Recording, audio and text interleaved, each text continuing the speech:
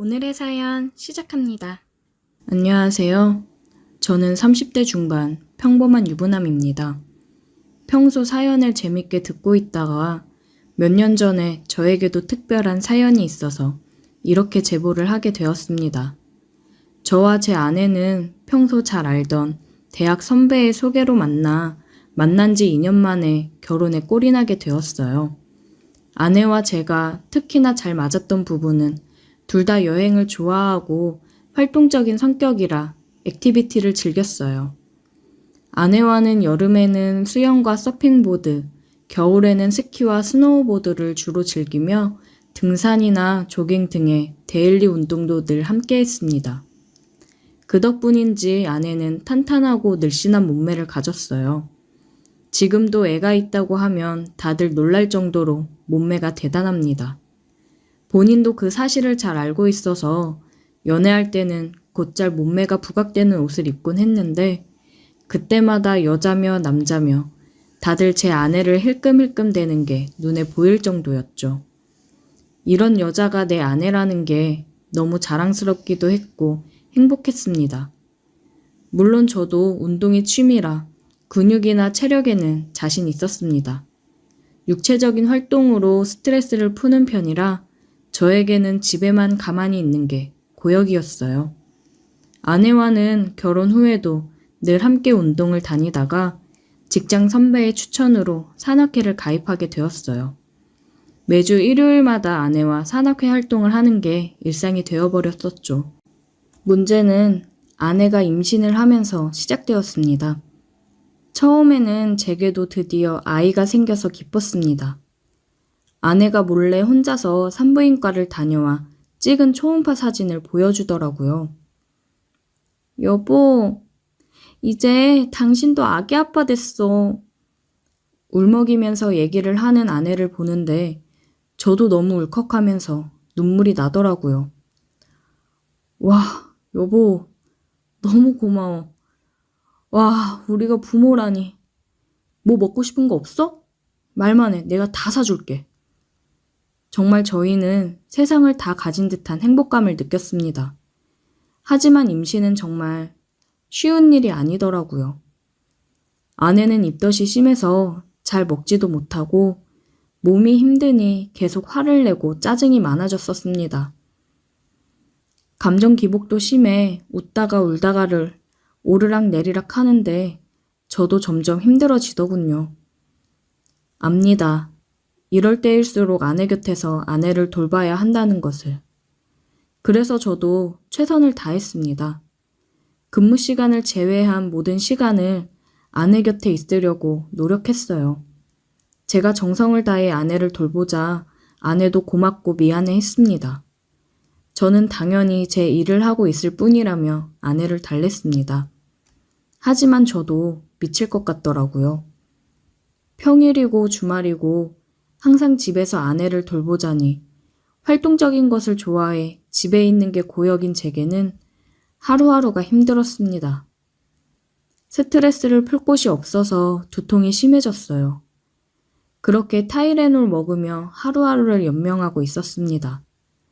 그런데 어느 주말에 쉬고 있는데 아내가 대뜸 엄마가 해준 밥이 먹고 싶다고 하더라고요. 처갓댁이 그래도 가까운 곳에 있어 바로 아내를 데리고 처갓집으로 갔습니다. 그렇게 입덧이 심해 아무것도 못 먹던 아내가 정말 엄마가 해준 밥이 먹고 싶었는지 너무 잘 먹더라고요. 처가에서도 그런 아내가 안쓰러웠는지 애 낳을 때까지는 그냥 여기서 지내라며 너가 좋아하는 거 많이 해주겠다고 아내를 붙잡았습니다. 고민을 하다가 아내의 입덧이 끝날 때까지는 처가에서 지내기로 했습니다. 아내는 제 식사나 이런 걸 걱정했지만 저는 신경 쓰지 말고 푹 쉬라고 얘기했어요. 저야 회사에서 먹고 시켜 먹어도 되고 저희 집에 가끔 가서 먹어도 되니까요. 여보, 너무 고마워. 내가 입덧하느라 힘들어서 그동안 짜증도 많이 냈는데 다 이해하고 받아줘서 고마워. 입덧 괜찮아지면 내가 맛있는 것도 많이 해줄게. 조금만 고생해줘.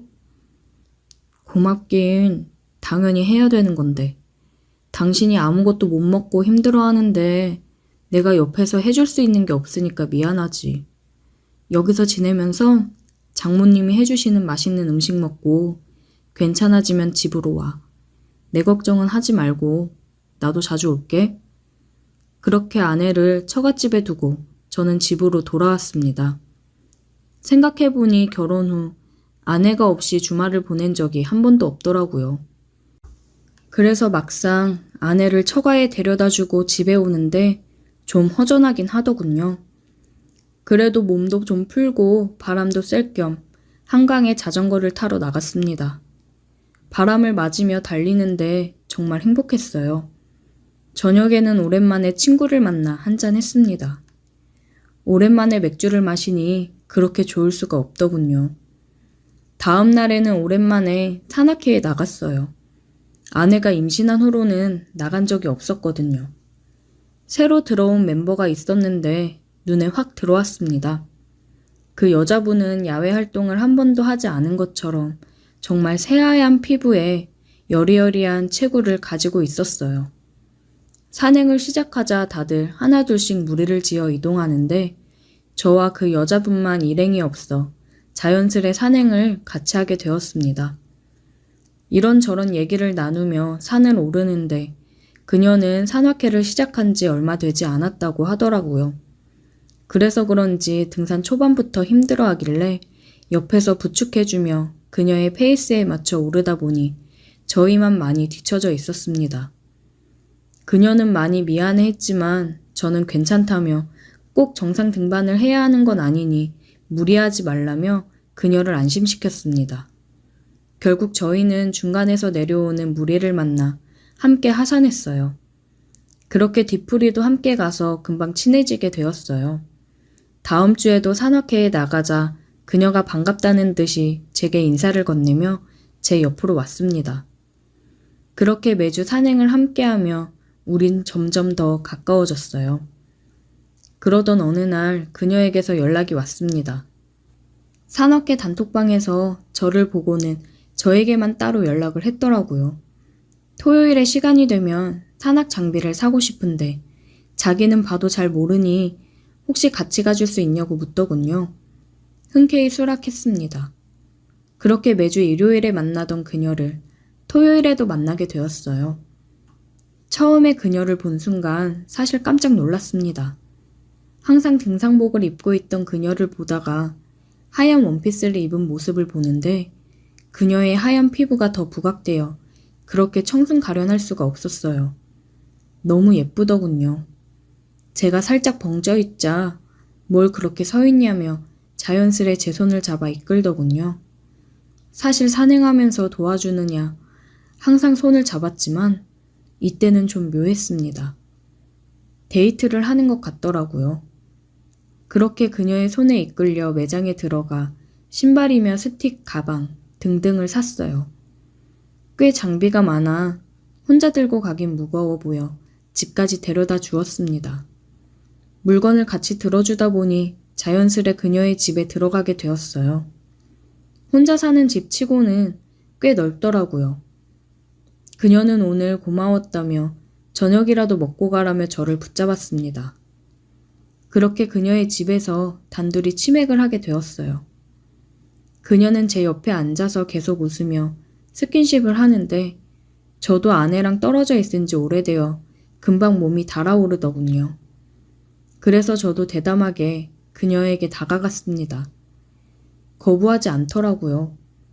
자연스레 그녀의 허리를 감싸 안고 키스를 했습니다. 그리고 그녀와 함께 좋은 시간을 보냈어요. 체력이 좋은 줄은 알았지만 이 정도일 줄은 몰랐다며 하지만 그래서 더 좋았다고 하더군요. 저도 오랜만이라 그런지 원래의 저보다 더 대담해졌었거든요. 그 후로는 매주 토요일 밤마다 우리는 만나 뜨거운 시간을 보내고 함께 산악회를 다녀왔습니다. 등반 후에는 저는 가끔 아내를 보러 갔어요. 아내에게 살짝 미안한 마음이 들어 그만큼 아내에게도 헌신했습니다. 산악회에서 그녀를 만난 후에는 쌓이는 게 없이 모든 것을 내보낼 수 있어서 정말 개운했습니다. 한 번은 천천히 산행을 하면서 일부러 일행들과 뒤처져 인적이 드문 곳으로 가서 좋은 시간을 보내고는 했습니다. 짜릿하게 그녀와의 만남을 지속하다가 아내의 출산 예정일이 임박해 오면서 산악회에 소홀해졌습니다. 아이를 낳고 나서는 말할 것도 없이 거의 나가지 못하게 되었고요. 그렇게 자연스럽게 그녀와는 멀어졌습니다. 지금 저희 부부는 아이를 돌보느냐 정신이 없어요. 그치만 산악회에서 만난 그녀가 종종 생각이 나더라고요. 그녀가 아직도 산악회를 다니는지는 모르겠지만 아이가 좀 더 크면 산악회를 다시 나가 그녀를 만나고 싶긴 하네요. 그냥 아직도 산악회를 나오는지 잘 지내는지 궁금하더라고요. 지금 제 아이는 너무나도 사랑스럽지만 빨리 커서 아내와 단둘이 주말마다 산행이든 뭐든 다니고 싶어요. 함께 했던 모든 액티비티들이 그립습니다. 근데 사실 아이를 키우는 게 그 어떤 운동보다 체력 소모가 큰 것 같긴 합니다. 늘 피곤하네요. 체력만큼은 자신 있었는데 저도 나이를 먹어서 그런 건가요? 그냥 요즘 따라 그녀가 자주 생각이 나서 사연을 보내봤습니다. 나중에 기회가 되면 또 만났으면 좋겠어요. 오늘의 사연 여기까지입니다. 오늘도 들어주셔서 감사해요. 구독, 좋아요, 알림 설정 부탁드려요.